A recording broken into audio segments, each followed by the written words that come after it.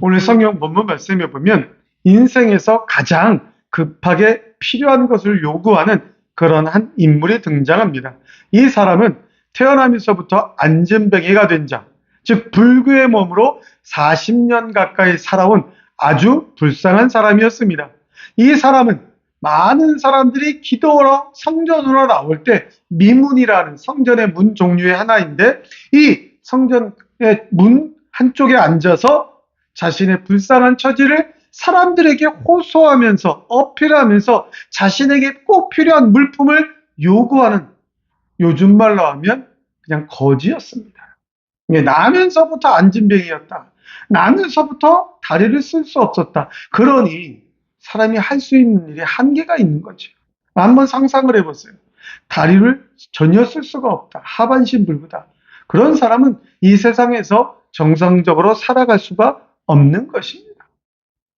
그렇다면 자신이, 인간이 이 세상을 살아가면서 필요한, 먹고 마시는 데 필요한 모든 것들을 자기 스스로의 힘으로 얻을 수가 없는 그런 불쌍한 사람, 정말 참혹한 삶을 살아온 사람이었습니다. 그러니 할 수 있는 일이라고는 다른 사람들이, 주변의 사람들이 이 사람 걸을 수가 없으니까, 40년 동안 못 걸었다는 얘기는 그때 당시 의학으로 고칠 수가 없었다는 거죠. 지금의 의학도 나면서부터 아예 하반신 불구로 태어난 사람은 어떻게 완전한 걸을 수 있는 인간으로 만들기가 참 어렵습니다. 좀 더 과학이 발전하고 요즘 발전하는 여러 가지 과학 기술로 로봇 다리를 이렇게 좀 해준다면 어찌 될지 모르지만, 요즘은 의족도 많이 나오지만, 그러나 그것이 완벽하지는 않습니다. 그때 당시 기술로 나면서부터 안진뱅이 되어 40년 동안 걷지 못한 사람은 어떻게 할 수가 없는 거예요. 그러니 그 사람은 주변 사람들의 도움으로 그 주변 사람들이 옮겨다가 그냥 기도하러, 많은 사람들이 기도하러 나오는, 성전에 나오는 그 시간에 제일 사람들이 많이 옮겨 다니는 그 문 쪽에 이렇게 갖다 놓는 거죠. 그럼 그 사람은 사람들의 힘을 입어서 그 성전 그 미문이라는 곳에 앉아서 내가 먹고 살아야 되니까 좀 돈을 좀 달라, 먹을 것을 좀 달라, 이렇게 매일매일 불편한 삶을 살아오던 사람이었습니다. 그런데 이러한 사람에게, 이런 안진뱅이에게 한 줄기 서광의 빛이 비추기 시작하였습니다. 그것이 무엇입니까? 이 서광의 빛, 완전한 소망이 찾아왔는데 그것이 무엇이냐? 바로 예수님의 제자 베드로와 요한을 만났다라는 것입니다. 베드로와 요한은 자신들의 습관을 좇아서 아마 성전에 올라가서 기도하러 올라가고 있었을 것입니다. 여기 제9시라는 시간은 그때 당시 시간으로 오후 3시를 가리키는 그러한 시간입니다. 성전 미문에 앉아 구걸하던 이 나면서부터 안진뱅이 된 자는 또 자기가 지금까지 살아오던 습관대로 지나가던 사람 중에 한 명인, 성전에 올라와 기도하러 오는 사람 중에 한 명인 베드로와 요한을 보고 무언가를 달라고 요구했을 것입니다. 제9시 오후 3시쯤 됐으니 아침을 먹었는지 안 먹었는지도 모르겠고, 오후 3시면 점심을 먹었는지 안 먹었는지도 모르겠고, 또 지금 당장 먹고 살기 필요한 그 음식뿐만이 아니라 오늘 하루 종일 또 여기 성전 미문에 돌아가서 집에 가서 필요한 그것들을 또 구할 수도 있는 것입니다. 그런데 오늘 성전에 올라가며 기도하러 올라가던 이 안진뱅이를, 나면서부터 안진뱅이를 만난 이 베드로와 요한은 이 안진뱅이가 구하는 뭔가 은과 금이라든지 식료품을 준 것이 아니었습니다. 은과 금은 내게 없거니와 내게 있는 것 이것을 내게 주노니 그것이 바로 나사렛 예수 그리스도의 이름이었다라는 것입니다. 금과 금은 내게 없거니와. 이 구절을 이렇게 보면 제가 어렸을 때 유초등부 다닐 때 교회에서 배운 복음성가 생각이 납니다. 혹시 아십니까? 금과 은 나 없어도.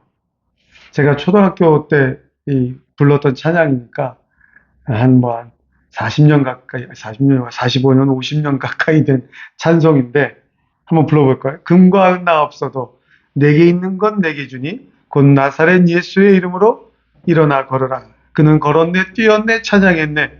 그는 걸었네 뛰었네 찬양했네. 곧 나사렛 예수의 이름으로 일어나 걸어라. 오늘 성경 본문의 내용을 그냥 딱 이 복음성가 4줄에 딱 집약한, 이 본문과 딱 맞는 완벽한 찬양이라 생각합니다. 우리 한번 불러보고 말씀 듣도록 하겠습니다.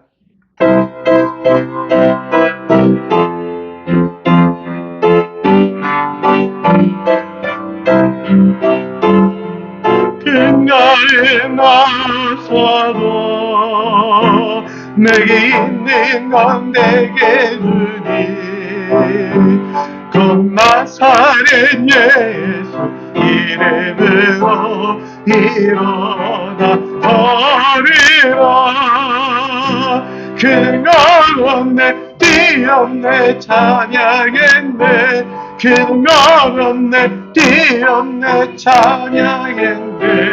곧 나사렛 예수 이름으로 일어나 금과에 나왔어도 금과에 나왔어도 내게 있는 것 내게 주리 내게 주니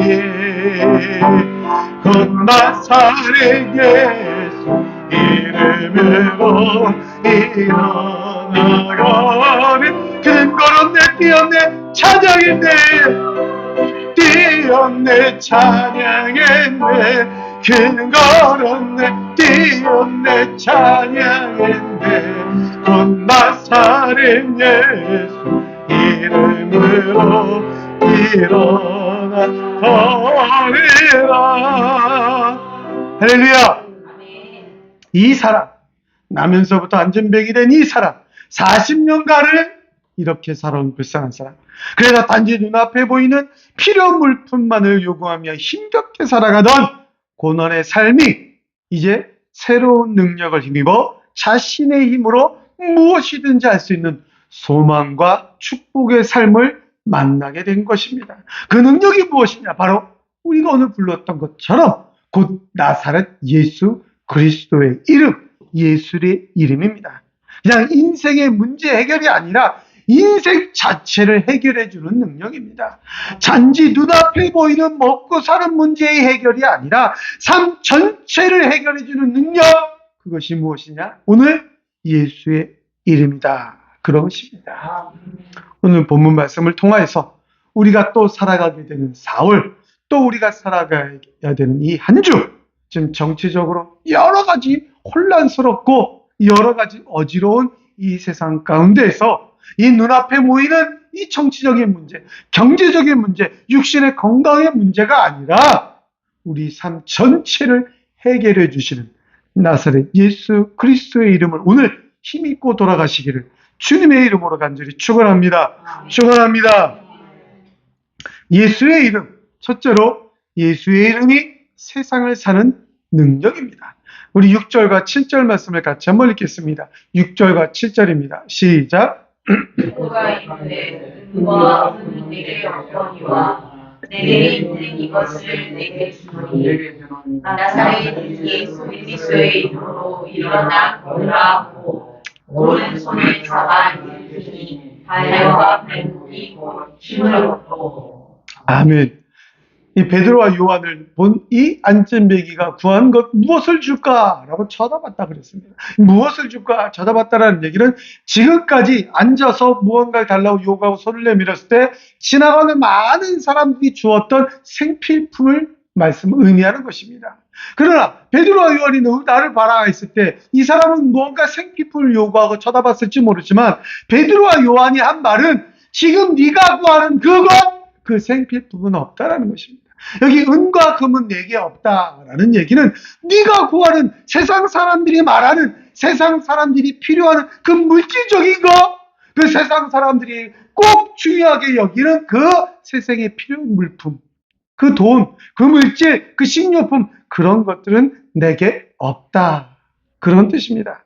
여러분, 은과 금, 베드로는 물질적인 구제를 할 수가 없다라는 것입니다. 그러나 그 다음에 더 중요한 것, 나사렛 예수 그리스도의 이름을 주겠다 그랬습니다. 즉 무슨 뜻입니까? 베드로는 자기 자신의 연약함을 고백하면서 단순한 그 가난의 여러 가지 표현을 이길 수 있는 그러한 인간적인 능력에 의존 하여서 그런 것들을 주는 것이 아니라 완전하고 완벽한 하나님의 능력을 주겠다 그런 것입니다. 은과 금이 내게 없다. 그냥 단순히 돈이 없다라는 것이 아니라 지금 인간이 할 수 있는 그런 여러 가지 부정확한 것, 한계가 있는 능력, 그런 것을 너에게 줄 수가 없다라는 얘기입니다. 바로 예수의 능력, 창조주의 능력, 전능하신 하나님의 능력을 너에게 주겠다. 근데 더 중요한 것은 무엇입니까, 여러분? 이 예수의 이름을 믿는, 이 이름을 믿는 믿음이 베드로와 요한에게 있었다라는 것입니다. 여러분 오늘 성경을 잘 보십시오. 은과 금은 내게 없거니와. 즉 사람들이 다 같이 요구하는 그런 것들, 사람들이 중요시하는 것들, 그 인간의 부정확한 것, 그런 것들은 나에게 없다. 역시 나도 부정확한 인간이다. 무능하다. 그러나 그 다음에 무엇입니까? 내게 있는 이것, 내게 있는 이것, 즉 내가 믿는 예수님, 내가 완전히 믿는 예수님의 능력, 내가 믿는 예수의 이름, 이것을 준다라는 것입니다. 즉 자신의 믿음을 주고 있는 것입니다. 베드로와 요한에게 믿음이 있었다라는 것입니다. 베드로와 요한도 이 믿음으로 지금까지 세상을 살아왔다라는 것입니다. 여러분, 우리 베드로를 잘 알지 않습니까? 이 일이 있기 얼마 전까지만 해도 그 예수님이 십자가에 못 박혀 돌아가실 때 그 순간에 3번씩이나 예수님을 부인하고 저주했던 사람입니다. 그러나 회개하고 돌이켰을 때 진짜 예수의 이름을 힘입어서 예수의 이름을 전파하는 사람이 된 것입니다. 예수님의 진정한 제자로 이 세상을 살아가고 있는 것입니다. 세상에서 말하는 여러 가지 이것을 의지하며 살아온 것이 아니라 예수의 이름을 힘입어서 예수의 이름, 그 믿음 가지고 이 세상을 살아가니 진정한 예수님의 제자로 살아왔다. 그래서 그것을 이 불쌍한 사람에 주고 있다. 이 안진뱅이는 그것을 받아들인 것입니다. 손을 잡고 일으켰다. 그 손을 붙잡았다. 이 안진뱅이에도 예수의 이름을 믿는 믿음이 들어갔다. 그것입니다. 그 뒤에 어떻게 됐습니까? 초자연적인 그러한 일이 바로 벌어집니다. 오른손을 잡아 일으키니 오른손 곧 힘을 낼 수 있도록 그냥 예수는 믿어라 라고 그냥 말만 하고 지나간 게 아니라 예수의 이름을 믿으면 그 능력이 이 사람을 일으킬 수 있다 라고 베드로가 믿은 거예요. 그러니까 오른손을 잡아 일으켜 세운 겁니다. 그 예수의 능력을 못 믿는데 어떻게 이렇게 세웁니까? 예? 지금 베드로가 가지고 있는 건 무엇입니까? 아무것도 없어요. 예, 돈 많이 주고 갈 테니까 이것을 어떻게 좀 해봐라. 그것도 아닙니다. 그런 거 아무것도 없다. 내가 가지고 있는 예수의 이름, 그 예수의 이름의 능력이면 너를 일으켜 세울 수 있다. 그 믿음을 내게 줄 테니 너도 일어나라. 그 능력을 믿어라. 라고 지금 오른손을 잡아 일으킨 것입니다. 그때 이 나면서부터 안진뱅이 된 40년간 자신의 발로 걸어본 적이 없는 사람, 아니 40년 동안 걸어봐야겠다라고 생각조차 안 하고 살았던 사람, 그 사람의 발과 발목이 힘을 얻었다. 원어적으로 발목과 발은 뼈의 구조 전체를 가리키는 겁니다. 이 사람의 인간의 다리의 뼈의 구조가 힘을 얻었다. 자생적인 회복이 되었다. 자생적으로 회복이 되었다. 바로 하나님의 능력으로, 하나님의 창조적인 능력으로 그 인간의 뼈의 구조가 변화되었다는 것입니다. 여러분, 사람을 만드신 이가 누구입니까? 하나님입니다. 우리 다리의 뼈를 누가 만들었습니까? 하나님이 만들었습니다. 원숭이에서 어떻게 변화돼가지고 진화돼가지고 원숭이 다리가 굽적했던 다리가 딱 펴진 게 절대로 아닙니다. 그 수많은 시간이 흘러서 원숭이가 변해서 사람이 됐다면 지금 동물원에 있는 원숭이들은 왜 못 변합니까? 예? 제가 어렸을 때 본 원숭이들은 왜 못 변합니까? 왜 원숭이로 죽습니까? 되게 꾸부적했던 원숭이 허리는 왜 안 펴집니까? 원숭이가 변해서 되는 게 아니에요. 물론 그 원숭이도 하나님이 만들었으니까 인간이 못 되는 거예요. 원숭이는 계속해서 원숭이다라고 하나님이 원숭이로 만든 거예요. 그러니까 원숭이로 살다 원숭이로 죽고 동물원에 갇혀 있다가 이렇게 저렇게 밀림 속에 있다 그렇게 가는 겁니다. 그게 원숭이의 본능이다. 하나님이 그렇게 만든 거예요. 사람은 하나님이 사람으로 만드는 겁니다. 이 사람이 나면서부터 안진병이 된 거, 발목이 구부러져서 펴지지 않은 거, 하나님의 영광의 뜻이 있는 것입니다. 오늘 이 시간 베드로가 이 사람의 손을 잡고 일으켰을 때 이 사람의 뼈 구조가 변형이 되어서 온전한 사람 다리처럼 변형이 된 거, 바로 창조주의 능력이다라는 것입니다. 하나님의 능력은, 하나님의 힘은 즉각적입니다. 여기 곧 힘을 얻었다라는 그 원어의 분석에 따르면 하나님의 능력은 그 순간에 직접 즉각적으로 임하여서 힘줄과 뼈가 강화되었다, 그런 뜻이에요. 여러분, 하나님의 능력은 차차 생각해 보는 게 아닙니다. 일어나라! 그럼 한번 어떻게 뭐 저렇게 우리가 어떻게 해야 되느냐, 말이야 외치고 자기 몸에 막 칼을 대고 피를 내고 밤새도록 부르짖고, 그런 게 아닙니다. 즉각적으로 임하는 것입니다. 칼빈은 이 구절을 해석하면서 베드로는 아무 능력도 자기에게 있지 않음을 고백함으로 오직 하나님의 능력에만 모든 영광을 돌린다. 그가 행한 것이 아니라 그리스도의 이름으로 행한 것이다. 또한 그는 믿음 없는 행위가 아닌 말씀과 이름 안에 담긴 실제 권세를 강조한다. 그렇게 칼빈은 해석하였습니다.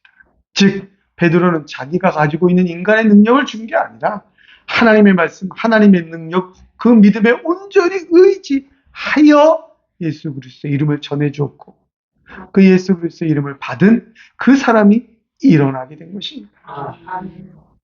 이름, 예수의 이름. 이름이 대표하는 게 무엇입니까? 그 사람 전체를 말하는 것입니다. 그 사람의 속성, 그 사람의 성격, 그 사람 전체를 말하는 것입니다. 예수 그리스도, 구원자, 기름 부음을 받은 자, 바로 그 예수 그리스도, 하나님 앞에 기름 부음을 받아 우리를 구원하는 자, 그 이름을 믿는 것이 바로 이 세상을 살아가는 능력이 된다라는 것입니다. 성도 여러분, 이 세상 험악하고 복잡합니다. 무엇이 옳고 그른지 구분이 안 되는 세상을 살아갑니다. 정말 어지럽고 혼탁하여서 무엇이 무엇인지 알 수가 없습니다. 이럴 때 이 세상에서 중심을 잡는 것이 무엇이냐? 그것이 바로 예수의 이름입니다. 예수 그리스도, 하나님께 부름받아 하나님의 기름 부음을 받아 우리 저 백성을, 하나님의 백성을 저들의 죄에서 구원할 유일하신 분, 그 예수 그리스도의 이름, 그 이름이 바로 우리가 이 세상을 살아가는 힘이요 능력이 되는 것입니다. 세상의 각종 그런 필요 능력이 아니라 절대 능력, 바로 예수 그리스도의 이름으로 이 세상을, 또 4월 한 달을 더욱더 힘있게 살아가시면서 주님의 영광을 위하여 쓰임받는 우리 모든 성도님들의 삶이 되시기를 주님의 이름으로 간절히 축원합니다. 예수의 이름으로, 둘째로 예수의 이름이 우리의 삶을 변화시키는 축복입니다. 우리 8절 말씀을 같이 한번 읽겠습니다. 8절입니다. 시작.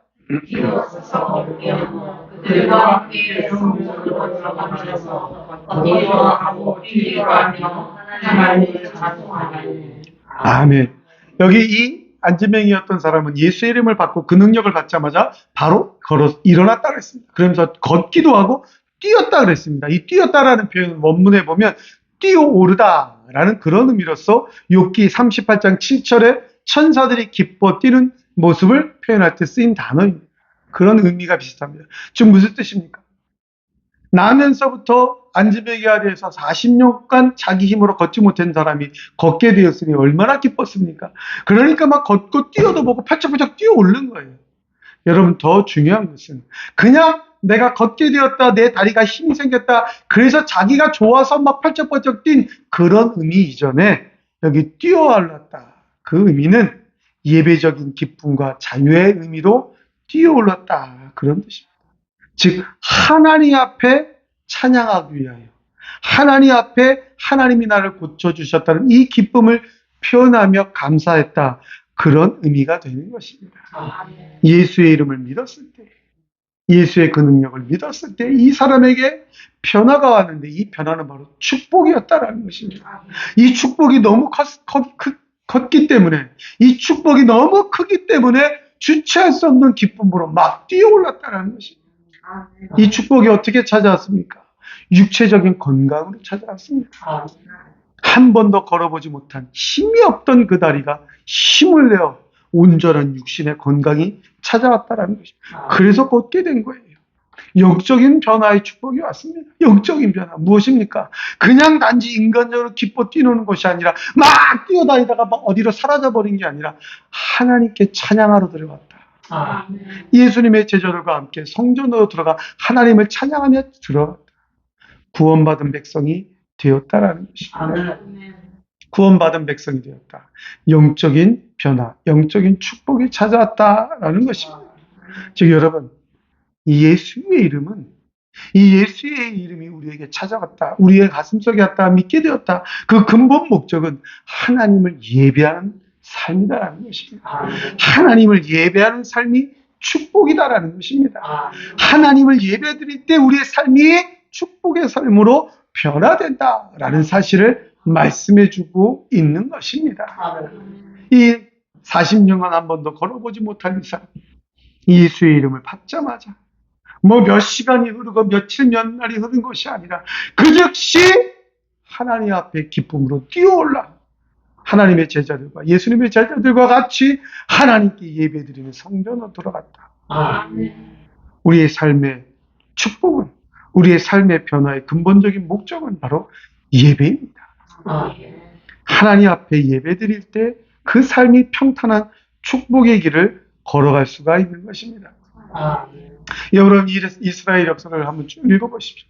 열왕기상과 역대상을 읽어보면 그 이스라엘 왕 중에 다윗 이후의 왕들 중에 하나님을 온전히 예배하며 하나님 말씀대로 순종하는 왕이 나라를 다스릴 때는 그 나라는 하나님이 은혜로 말미암아 평안을 누렸습니다.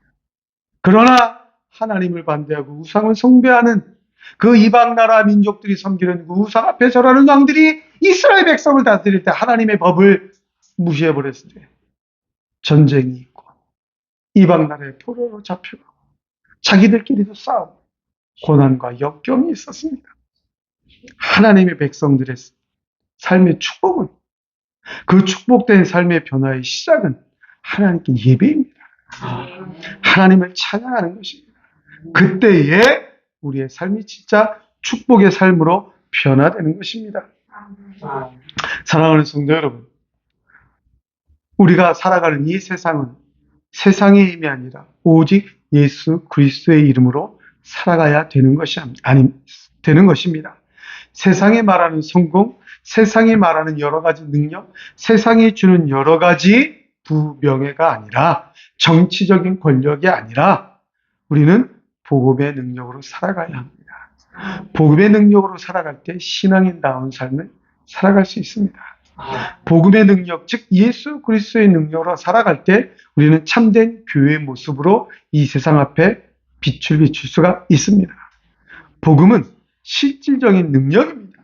삶을 회복시키는, 축복의 삶으로 회복시키는 실제적인 능력이다라는 것입니다. 하나님의 말씀은 듣고 끝나는 것이 아니라 삶이 변화되는 것입니다. 모든 회복은 예배입니다. 하나님의 은혜는 하나님 앞에 서는 자, 하나님 앞에 예배적인 인격자로 설 수 있도록 회복시키는 것입니다. 예배하는 자, 찬송하는 자로 사는 것, 그것이 바로 구원받은 우리들의 삶의 변화요, 우리들의 삶의 축복의 모습인 것입니다.